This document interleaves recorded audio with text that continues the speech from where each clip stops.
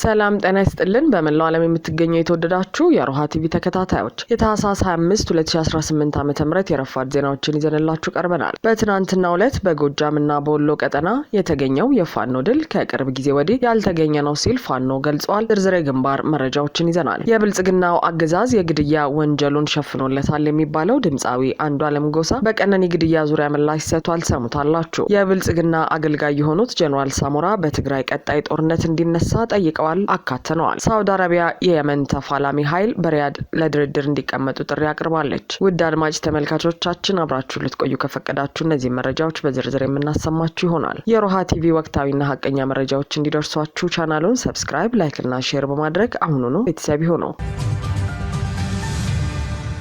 በትናንትናው ዕለት በጎጃምና በወሎ ቀጠና የተገኘው የፋኖ ድል ከቅርብ ጊዜ ወዲህ ያልተገኘ ነው ሲል ፋኖ ገለጸ። የብልጽግና ሰራዊት 30 አስከሬኑን ጥሎ በሸሸበት ፍልሚያ አፋብሃ ሚኒሊክ እዝ ምስራቅ አማራ ኮር 1 የባለሽርጡ ክፍለ ጦር ከ40 በላይ ያገዛዙን ኃይል በመደምሰስና ከ12 በላይ የሚሆነውን በማቁሰል እንዲሁም ከ10 በላይ የነፍስ ወከፍ መሳሪያ በመማረክ ታላቅ ድል ተጎናጽፈዋል። የምስራቅ አማራ ኮር 1 ባለሽርጡ ክፍለ ጦር ትናንት ታህሳስ 24 2018 ዓ.ም ከንጋቱ 12 ሰዓት ጀምሮ እስከ ቀኑ 7 ሰዓት ተኩል ድረስ በቀጠለው አውደውጊያ ከመርሳና ከጊራና በመነሳት ወደ ፋጄ የተንቀሳቀሰውን የስርዓቱን ቅጥረኛ ሰራዊት በመደምሰስና በማቁሰልና የነፍስ ወከፍ መሳሪያ በማማረክ ታላቅ ድል ተጎናጽፈዋል። የአገዛዙ ኃይል ከጊራና ከተማ በስተ ምስራቅ በኩል ያሉ የፋኖ ቀጠናዎችን ለማጥቃትና ከቻለም ለመቆጣጠር አቅዶ በብዙ ግንባሮች ማለዳ በጀመረው ውጊያ የዋርካው ልጆች ባደረጉት ከባድ መከላከልና መልሶ ማጥቃት በርካታ የብልጽግና ኃይል በመደምሰስና በማቁሰል ብሎም በርካታ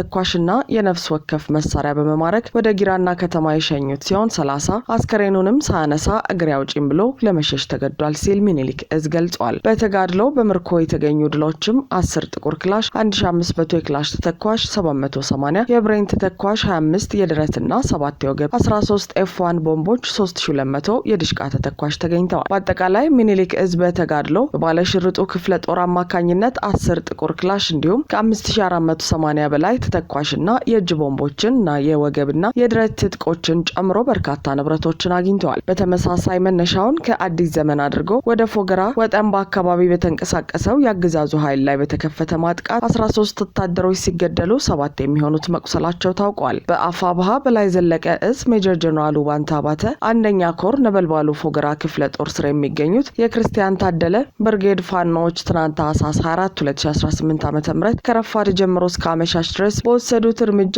ድል ተቀዳጅተው መዋላቸውን የኮሩ ህዝብ ግንኙነት ክፍል ገልጿል።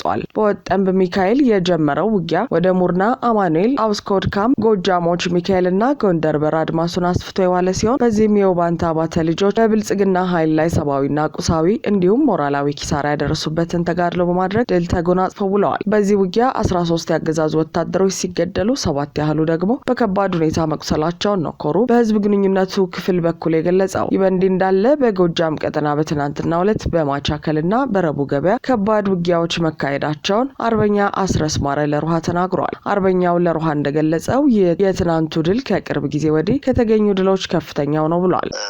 የዛሬው ከቅርብ ጊዜ ወዲህ በተለይ ከሰሞኑ ከተገኙት ድሎች በአይነቱ እጅግ የተለየ ትልቅ ድል የተገኘበት ደግሞ የአማራ ፋኖ ብሔራዊ ኃይል ቴዎድሮስ እዝ 206ኛ ኮር እና 109ኛ ኮር የሚንቀሳቀሱባቸው ቀጠናዎች ላይ አስደናቂ ድል ተገኝቷል። በተለይ 206ኛ ኮር የሚንቀሳቀስበት ቀጠና ከደብረ ማርቆስ አቅጣጫ ወደ መሀል ጮቄ ይንቀሳቀስ የነበረው የ25ኛ ክፍለ ጦር 2 ሬጅመንቶች ስናን ረቡ ገበያ አካባቢ በኮሩ 14ኛ ክፍለ ጦር እና 24ኛ ክፍለ ጦር በተቀናጀ መንገድ በተደረገ ኦፕሬሽን 1 ሞርተር፣ 1 ድሽቃ፣ 5 ብሬኖች እና ሌሎች የነፍስ ወከፍና የቡድን መሳሪያዎች ከነተተኳሾቹ መማረክ ተችሏል። የክፍለ ጦሩ አዛዥ በህይወት መትረፍ አለመትረፉን ገና በማረጋገጥ ሂደት ላይ ነን። መቁሰሉን አረጋግጠናል። 1 የሬጅመንት የሻለቃ መሪ፣ 1 መቶ አለቃ ተማርኳል። ሌላው የሰራዊቱ ክፍል 2ቱም ሬጅመንቶች ተበታትነዋል። ይሄ ከቅርብ ጊዜ ወዲህ የተገኘ እጅግ አስደናቂ ድል ነው። በሌላ በኩል በማቻከል አቅጣጫ ለዚሁ ለጮቄው የማጥቃት እንቅስቃሴ እንዲያግዝ ይንቀሳቀስ የነበረ የ75ኛ ክፍለ ጦር አካል የሆነውን ደግሞ በአበባ ቴዎድሮስ ዕዝ የ9ኛ ኮር 99ኛ ክፍለ ጦር ኃይል በደፈጣ በወሰዱት ጥቃት አንድ ዲሽቃን ጨምሮ በርከት ያሉ የነፍስ ወከፍ መሳሪያዎችን እና እግረኛ ሰራዊት መማረክ የተቻለበት ዕለት ነው። ትልቅ የሆነ መነቃቃት የተፈጠረበት በተለይ ደግሞ ደጋፊያችንና በውጭ የሚኖረው ህዝብ በተለይ ብዙም ጊዜ ሚዲያ ላይ የሚያሳልፈውና መሬት ላይ ያለውን ተጨባጭ እንቅስቃሴ ከሚዲያ ብቻ የሚያየው በውል መሬቱን እንቅስቃሴ የማይረዳው የማህበረሰብ ክፍል አገዛዙ ብልጫ የወሰደ መስሎት ወይም ደግሞ አገዛዙ እያከናወናቸው ያላቸው ጩኸቶችና የፕሮፓጋንዳ ስራዎች በእርግጥም መሬት ላይ ባለው ተጋድሎ የበላይነት የያዘ እንዲመስል የዛ አይነት ኢሜጅ አምጥቶ ነበረ። እሱን ስዕል በሚመልስ መንገድ ይልቁንም ደግሞ በትክክልም የትግሉ ያለበትን ገጽታ በሚያሳይ መንገድ ከፍተኛ የሆነ ድል የተቀዳጀንበት ዕለት ነው። በተመሳሳይ ይኸው ቴዎድሮስ ዕዝ 206ኛ ኮር 14ኛ ክፍለ ጦር በደብረ ማርቆስ ከተማ ባደረገው የቦምብ ጥቃት 6 ፖሊሶች ሲገደሉ 2 ያገዛዙ ሰራዊት ፖሊስ አባላትን አጋይታና 1 ፓትሮል መኪና ማርካለች ተብሏል። የብልጽግናው አገዛዝ የግድያ ወንጀሉን ሸፍኖለታል የሚባለው ድምጻዊ አንዱዓለም ጎሳ በቀነኒ ግድያ ዙሪያ ምላሽ ሰጠ። ድምጻዊ አንዱዓለም ጎሳ ከሰሞኑ ሽምግልናና ከፍቅረኛው ቀነኒ አዱኛ አሟሟት ጋር በተያያዘ በቪዲዮ መልእክቱን አስተላልፈዋል። ድምጻዊው እኔ የማወጣው ጉማ የለም በማለት እጄ ከነገሩ ንጹህ እንደሆነ የኦሮሞ ሕዝብ ይወቅልኝ ሲል ተናግሯል። እኔም መጥፎ ሀዘን ውስጥ ነኝ፣ ሀዘኔን እንኳን በደንብ ማዘን አልቻልኩም ያለው ድምጻዊው እስር ቤት ነበርኩ፣ ከዛ ስወጣ ይኸው በመጥፎ ነገር ቀጥሏል ብሏል። አንዱዓለም ጎሳ ያጠፋኋት ወይም የጎዳኋት ነገር የለም፣ የማወጣው ጉማ የለም ያለ ሲሆን ሽማግሌ ላኩት ለኔ ወይም ለሌላው እንዲወግኑ ሳይሆን እኔም እውነት አለኝ፣ ሚስቴን አጥቻለሁ፣ ያንን እውነት ተመልከቱልኝ ብዬ ነው ሲል ገልጿል። እኔና ቀኖ ቆንጆ የፍቅር ግንኙነት አለን፣ ግን ጭንቀት ነበረባት። ጭንቀቱ ቤት ከመዋል ይሆናል ብዬ አብረን እንድንሰራ የኢንተርቴይንመንት ስራ ከፍቼ ሰጥቻት ነበር። ይህንን ካደረኩ በኋላ ራስን የማጥፋት ሙከራ ማድረጓን ቀጥላለች በማለትም ተናግሯል።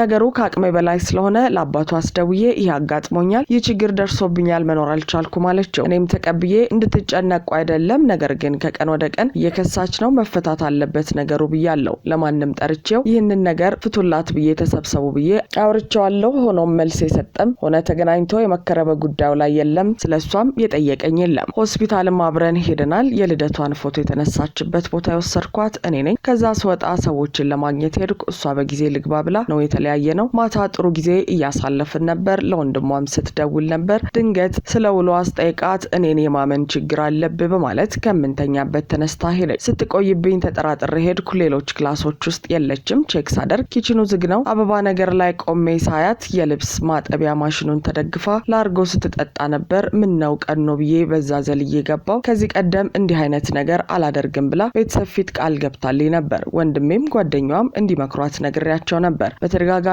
ቃል ገብታልኝ ነበር። ነገር ግን ቃሉን ስላልጠበቀችልኝ በዛን ጊዜ እኔም ሰው ነኝ እና እንደዚህ አይነት ህይወት መኖር አልችልም፣ በተደጋጋሚ እያደረግሽ ስለሆነ ነገ ቤተሰብ ጠርቼ እንለያያለን አልኳት። ከዛ በሩ ለመክፈት በሩ ጋር እንደደረስኩ እንደዛ ነው እንዴ ይስፋልክ ብላ ከፎቅ ላይ ዘለለች። እኔ ሊይዛትም አልደረስኩም። መጮ ብቻ ነበር የቻልኩት። ጮኩኝ። ልጆቹም ተነሱ። ያለው ነገር የተፈጠረው ይህ ነው ሲል ተሰምቷል። አንዱዓለም ጎሳ ይህን ቢልም በማህበራዊ ሚዲያ በሚለቀቁ የእሷ ምልልሶችና የቅርብ ሰዎች በሚሰጡት አስተያየት አንዱዓለም ጎሳ የቀነኒ ህይወት መጥፋት ላይ እጁ እንዳለበት ይገለጻል። የእሷ ቤተሰቦችም በተለያየ መንገድ ይህን የሚያረጋግጡ ሲሆን ብልጽግና ግን ለአንዱዓለም ሽፋን በመስጠት የቀነኒን ግድያ ፍትህ ነፍጓል ተብሎ ይነገራል። በመጨረሻም ጉዳዩን አባገዳዎች በሽምግልና እንዲጨርሱት በሚልና የፍትህ ስርዓቱን የሚያዛንፍ ውሳኔ ሲያሳልፍ የቀነኒ አባት ጉዳዩ እንዳስቆጣቸው ገልጸው ጉዳዩ ይጣራልኝ ብለዋል።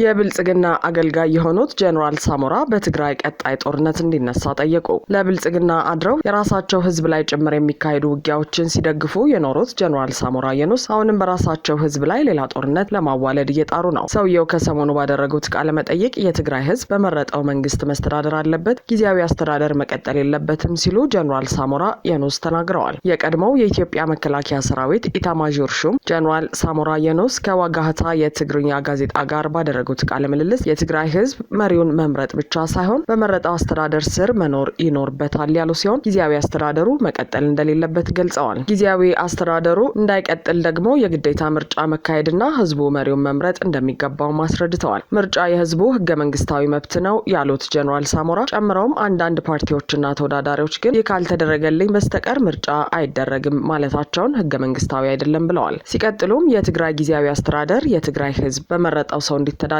መፍቀድ አለበት ሲሉ ተደምጠዋል። ይህንን ማድረግ የጀነራል ታደሰ ብቻም ሳይሆን በትግራይ ውስጥ በሚገኙ ፖለቲከኞች ውስጥ ድጋፍ ማግኘት እንዳለበት የጠቀሱት ጀነራል ሳሞራ ጨምረውም ምርጫን እንደ መደራደሪያ ማቅረብ ተገቢም ትክክልም አይደለም ብለዋል። ሆኖም ጀነራሉ በትግራይ ህዝብ ላይ የብልጽግናው አገዛዝ የሚፈጽማቸውን እገዳዎች ሲያወግዙ አልታዩም።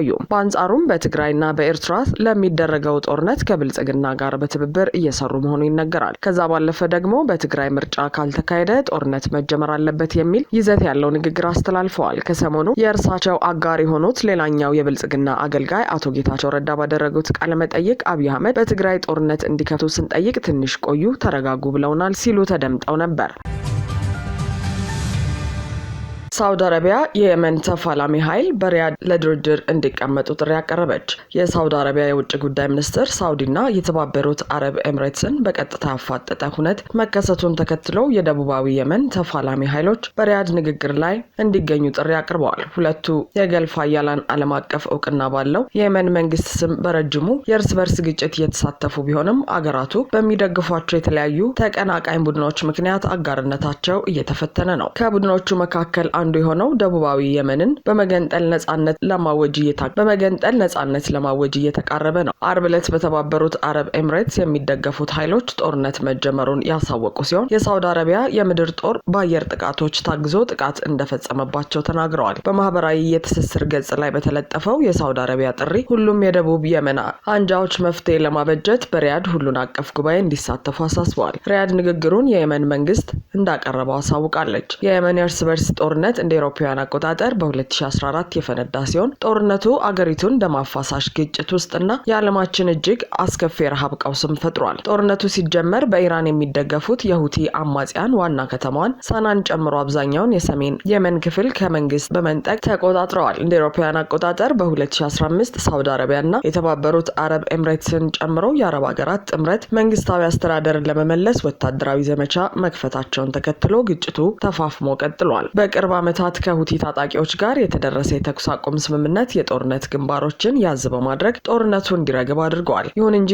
የተለያዩ ጸረ ሁቲ የሆኑ አንጃዎችን አንድ ለማድረግ በ2022 የተመሰረተውና በሳውዲ የሚደገፈው ፕሬዝዳንታዊ ምክር ቤት እየተዳከመ ነው። በተመሳሳይ ጊዜ አብዛኛው የደቡብ የመን በተባበሩት አረብ ኤምሬትስ በሚደገፈው ተገንጣዩ የደቡብ የሽግግር ምክር ቤት የተያዘ ነው። ይህ ምክር ቤት የጸረ ሁቲ ጥምረቱ አካል ነው። ደቡብ የመንን በመገንጠል ፍላጎት ያለው የደቡባዊ የሽግግር ምክር ቤቱ ባለፈው ወር በምስራቅ የመን ክፍል ትልቅ ወታደራዊ ዘመቻ መክፈቱን ተከትሎ ግጭቱ ተባብሷል። ምክር ቤቱ በሳውዲ ድንበር አቅራቢያ በነዳጅ ወደ በለጸገው ሀድራማዋት ግዛት እየገሰገሰ ነው። ውጥረቱ ሳውዲ መር ጥምረቱ የአየር ድብደባዎች መፈጸሙን ተከትሎ ተባብሷል። ባለፈው ማክሰኞ በሙካላ ወደብ የተባበሩት አረብ ኤምሬትስ 2 መርከብ ወታደራዊ መሳሪያዎችን በአየር ጥቃት ተደብድበዋል። የተባበሩት አረብ ኤምሬትስ የውጭ ጉዳይ ሚኒስትር ክሱን በማስተባበል መርከቦቹ መሳሪያ እንዳልጫኑና ተሽከርካሪዎቹ በኤምራት ኃይሎች ጥቅም ላይ እንዲውሉ የተላኩ ናቸው ብሏል። የአየር ጥቃቱን ተከትሎ የየመን ፕሬዝዳንታዊ ምክር ቤት ከተባበሩት አረብ ኤምሬትስ ጋር የነበረውን የመከላከያ ስምምነት መሰረዙን አስታውቆ ኤምሬትስ የመንን በ24 ሰዓት ውስጥ ለቃ እንድትወጣ ትዕዛዝ አስተላልፈዋል። የሳውዲ የውጭ ጉዳይ ሚኒስትር እርምጃውን በመደገፍ ተገንጣዩ የደቡብ ሽግግር ምክር ቤት ወደ ሳውዲ ድንበር እንዲገሰግስ እያበረታታች ነው ሲል ወቅሷል። ኤምሬትስ ምክር ቤቱን የምትደግፈው ቁልፍ የወደብ ለማግኘት እንደሆነ ይታመናል።